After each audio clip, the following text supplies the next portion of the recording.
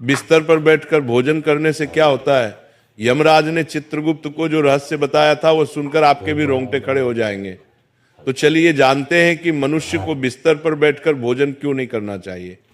एक बार यमलोक में यमराज अपने सभागार में सिंहासन पर विराजमान थे और उनके समीप चित्रगुप्त बैठकर विनम्रता पूर्वक बात कर रहे थे। वार्तालाप के दौरान चित्रगुप्त ने यमराज से जिज्ञासा प्रकट की, हे प्रभु, कृपा करके मेरी कुछ शंकाओं का समाधान कीजिए। मनुष्य को भोजन किस प्रकार से करना चाहिए? भोजन करने के लिए उचित दिशा और स्थान कौन सा है? किन स्थान पर बैठकर भोजन नहीं करना चाहिए? भोजन से पूर्व क्या करना चाहिए और भोजन के बाद क्या करना चाहिए? किसके घर का भोजन नहीं करना चाहिए?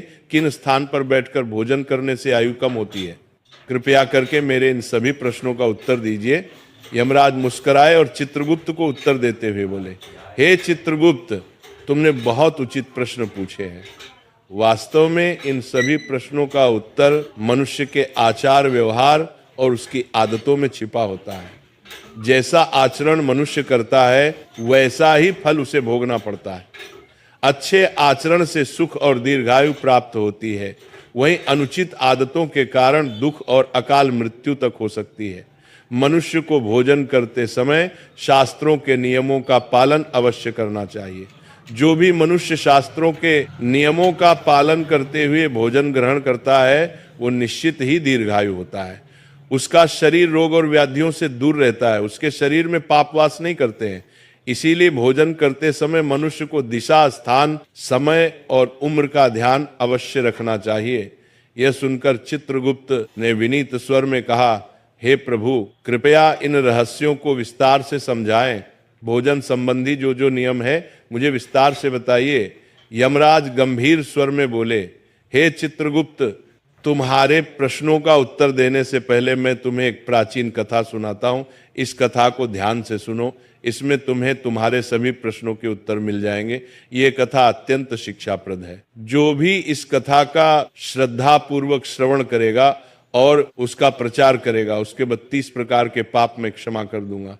यह सुनकर चित्रगुप्त हर्षित हो गए और बोले, हे धर्मराज, आपके मुख से इस महान कथा को सुनना मेरा सौभाग्य है। मैं ध्यान पूर्वक इसे अवश्य सुनूंगा। फिर यमराज चित्रगुप्त को प्राचीन कथा सुनाने लगते हैं। वो कथा मैं आपको सुनाऊंगी। प्रिय श्रोताओं, ये कथा बहुत ही ज्ञानवर्धक है। इस कथा को आप अंत तक जरूर सुने।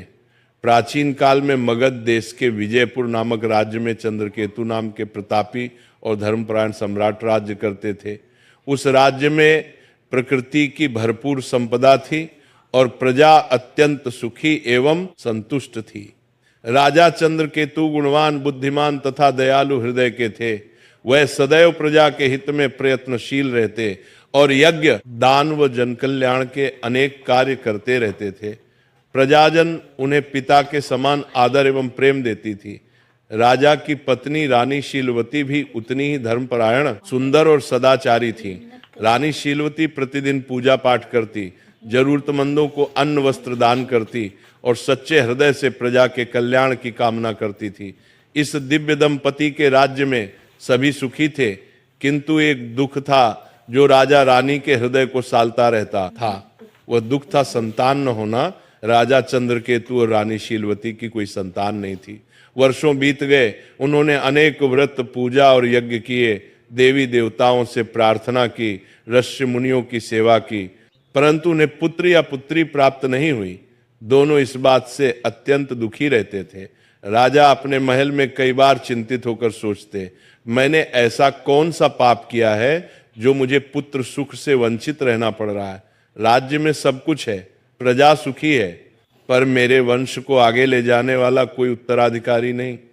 क्या मेरे पुण्यों में कमी रह गई या पूर्व जन्म के किसी अपराध का फल मुझे मिल रहा है? राजा चंद्रकेतु दिन प्रतिदिन अधिक उदास रहने लगे। प्रजा को जब ये पता चला कि राजा अपनी संतानहीनता के कारण दुखी है तो राज्य के लोग भी चिंता करने लगे। सब ईश्वर से प्रार्थना करते कि राजा रानी को शीघ्र संतान सुख प्राप्त हो। एक दिन राजा ने निश्चय किया कि वे किसी महापुरुष की शरण लेकर अपनी समस्या का हाल पूछेंगे। उन्हें स्मरण आया कि महान तपस्वी ऋषि वशिष्ठ इस समय निकटवर्ती वन में आश्रम बनाकर तप कर रहे हैं। ऋषि वशिष्ठ त्रिकालदर्शी एवं दिव्य दृष्टि वाले महात्मा हैं। वे अवश्य ही इस रहस्य को जान सकते हैं। राजा ने निश्चय किया कि वे स्वयं आश्रम जाकर ऋषि वशिष्ठ से मार्गदर्शन मांगेंगे। अगले ही दिन प्रातः राजा चंद्रकेतु कुछ सहयोगियों सहित अपने रथ पर सवार होकर वन की ओर चल पड़े। शीघ्र ही राजा वशिष्ठ मुनि के शांत आश्रम पहुंचे, जो हरे भरे वृक्षों से घिरा था और जहां पक्षियों का मधुर कलरव गूंज रहा था। ऋषि वशिष्ठ आश्रम के द्वार पर ही मानो उनकी प्रतीक्षा कर रहे थे। राजा को आते देख ऋषि ने मुस्कुराकर स्वागत किया और बोले, राजन, हमारे आश्रम में तुम्हारा स्वागत है। आज इधर आने का क्या कारण है? सब कुशल तो है? कहीं राज्य कार्य से विरक्त होकर संन्यास लेने का विचार तो नहीं बना लिया? इतना कहकर ऋषि ने हल्की मुस्कान की, फिर गंभीर हो गए। राजा चंद्रकेतु ने हाथ जोड़कर विनम्रता से कहा, हे मुनिवर, राज्य कार्य भली भांति चल रहा है, संन्यास लेने का इरादा नहीं है, पर मैं एक भारी चिंता के कारण व्याकुल होकर आपकी शरण में आया हूं। आप जगत के रहस्यों के जाता है, मेरी शंका का समाधान केवल आप ही कर सकते हैं।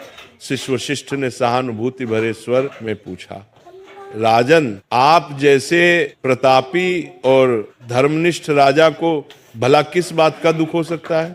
निश्चय ही आपकी प्रजा सुखी है, राज्य समृद्ध है। फिर भी यदि आपके मन में कोई शंका या कष्ट है तो निसंकोच कहिए, मैं यथाशक्ति अवश्य सहायता करूंगा। तब राजा चंद्रकेतु ने दुखी स्वर में अपनी व्यथा सुनाई। हे मुनिवर, मेरे जीवन में एक ही अभाव है, मेरी कोई संतान नहीं है। मैंने अनेक यज्ञ उपवास किए, तीर्थों के दर्शन किए, ब्राह्मणों को दान दिया, हर संभव प्रयास किया, किंतु भाग्य ने मुझे संतान सुख से वंचित रखा है।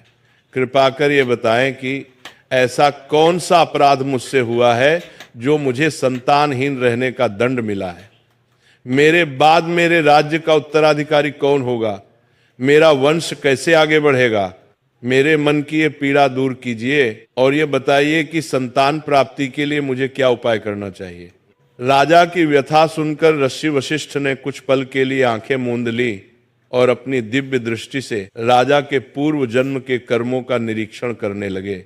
ध्यान मग्न ऋषि पर राजा की निगाह टिकी थी। कुछ क्षण बाद ऋषि ने आंखें खोलकर कहा, हे राजन, जो कुछ मैं बता रहा हूं उसे धैर्यपूर्वक सुने। आपके संतान न होने का कारण आपके पूर्व जन्म के कर्म में छिपा है। पिछले जन्म में अनजाने में आपसे एक पाप हुआ था, जिसका दंड आपको इस जन्म में संतानहीनता के रूप में मिल रहा है। राजा चंद्रकेतु चकित होकर बोले, पूर्व जन्म का पाप कृपया विस्तार से बताएं मुनिवर, मुझसे ऐसा कौन सा पाप हो गया? वशिष्ठ जी बोले, पूर्व जन्म में आप एक साधारण शिकारी थे और वन में शिकार करके जीविका चलाते थे। मूलतः आप बुरे हृदय के नहीं थे, पर शिकार के दौरान कभी कभी अधर्म हो ही जाता है। एक दिन की बात है, आप जंगल में एक हिरण का पीछा करते करते बहुत दूर निकल गए। वहां एक हरी भरी जगह पर एक गौ माता अपने बछड़े को दूध पिला रही थी। दुर्भाग्यवश आपको वह दिखाई नहीं दी। आपको लगा शायद हिरण झाड़ियों के पीछे है और आपने उसी ओर तीर चला दिया। वह तीर सीधे उस गौ माता को जा लगा। बेचारी गाय बुरी तरह घायल हो गई और पीड़ा से भूमि पर गिर पड़ी। उसका बछड़ा डरकर कांपने लगा।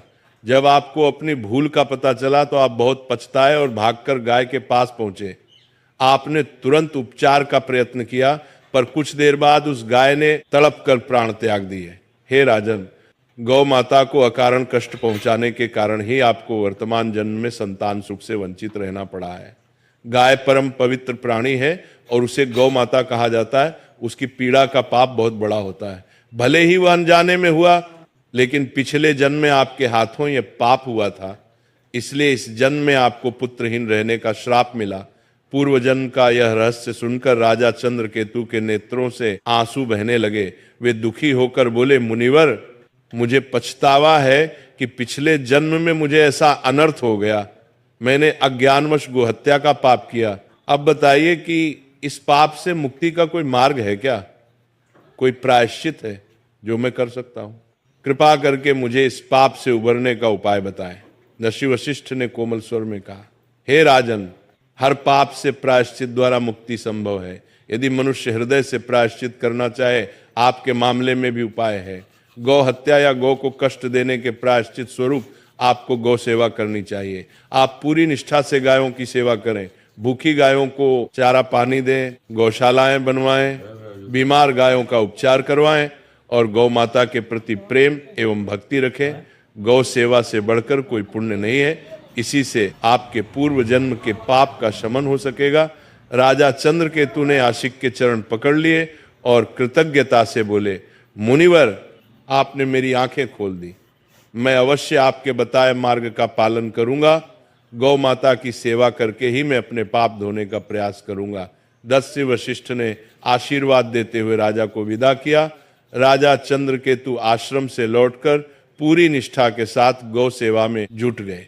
उन्होंने राज्य भर में गौशालाएं बनवाई और स्वयं प्रतिदिन गायों की देखभाल व पूजन करने लगे। रानी शीलवती भी गौ माता की सेवा में बराबर लगी रही। उन्हें पूर्ण विश्वास था कि गौ सेवा से उनके जीवन का अंधकार अवश्य दूर होगा। कई महीनों तक निरंतर श्रद्धा पूर्वक गाय की सेवा करने के बाद भगवान ने उनकी प्रार्थना सुनी। रानी शीलवती ने अंततः एक सुंदर पुत्र को जन्म दिया। वर्षों बाद संतान सुख पाकर राजा रानी की खुशियों का ठिकाना न रहा। पूरे राज्य में आनंद मनाया गया और उस शुभ अवसर पर प्रजा ने भी हर्षोल्लास से उत्सव मनाया। समय बीतता गया। राजकुमार हृष्ट पुष्ट बालक के रूप में बड़ा होने लगा। राजा रानी ने उसका लालन पालन बड़े लाड प्यार से किया। वर्षों बाद संतान मिलने के कारण राजकुमार की प्रत्येक इच्छा पूरी करते थे। माता पिता को प्रसन्न रखने के लिए महल के सेवक भी राजकुमार को दुलार देते और कभी किसी बात के लिए उसे कठोर अनुशासन में नहीं रखा जाता था। अत्यधिक लाड़ प्यार के कारण राजकुमार अनुशासनहीन होने लगा था। हालांकि वह हृदय से बड़ा नहीं था। बचपन से ही उसे मन मर्जी करने की छूट मिल गई थी। वह सुबह देर तक सोया रहता और बिना नहाए धोए रसोई से नाश्ता मांग लेता। कभी भोजन कक्ष में जाने का कष्ट नहीं करता, बल्कि बिस्तर पर ही भोजन करने की जिद करता। महल के दास दासियां सोने की थाली में तरह तरह के पकवान सजाकर राजकुमार के शयन कक्ष तक ले आते। राजा या रानी उसे डांटते टोकते नहीं थे और सेवक भी उसकी हर इच्छा पूरी करते थे।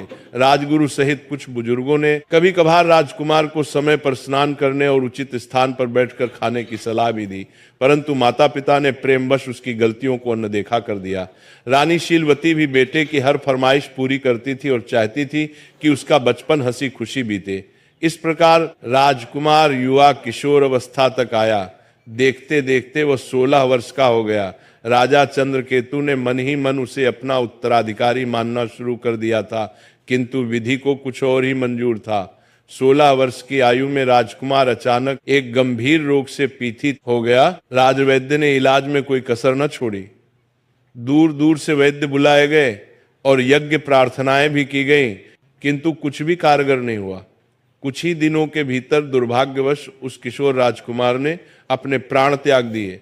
इस आकस्मिक वज्रपात से राजा रानी पर दुखों का पहाड़ टूट पड़ा और पूरे राज्य में शोक छा गया।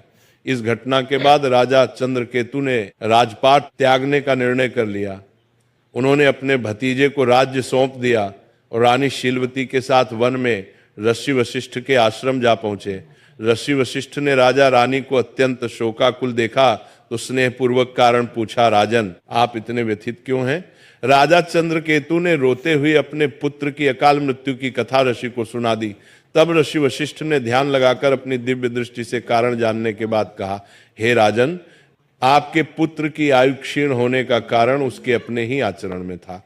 आपको पूर्व जन्म के पुण्य फल से पुत्र की प्राप्ति तो हुई, किंतु आपके पुत्र ने बचपन से ही कुछ ऐसी अनुचित आदतें अपनाई जिनके परिणाम स्वरूप उसे अल्पायु में ही मृत्यु का सामना करना पड़ा है। आपका पुत्र प्रतिदिन बिना स्नान किए भोजन करता रहा और प्रायः बिस्तर पर बैठकर ही भोजन करता रहा। जो मनुष्य बिना नहाए धोए भोजन करता है उसकी आयु क्षीण हो जाती है, और जो मनुष्य बिस्तर पर बैठकर भोजन करता है उसके शरीर में विभिन्न रोग उत्पन्न हो जाते हैं और उसके जीवन के भी असमय समाप्त हो जाने की आशंका रहती है। अनेक औषधियों और प्रयासों के बावजूद आपका पुत्र बचाया नहीं जा सका, क्योंकि उसकी देह उन अपवित्र आदतों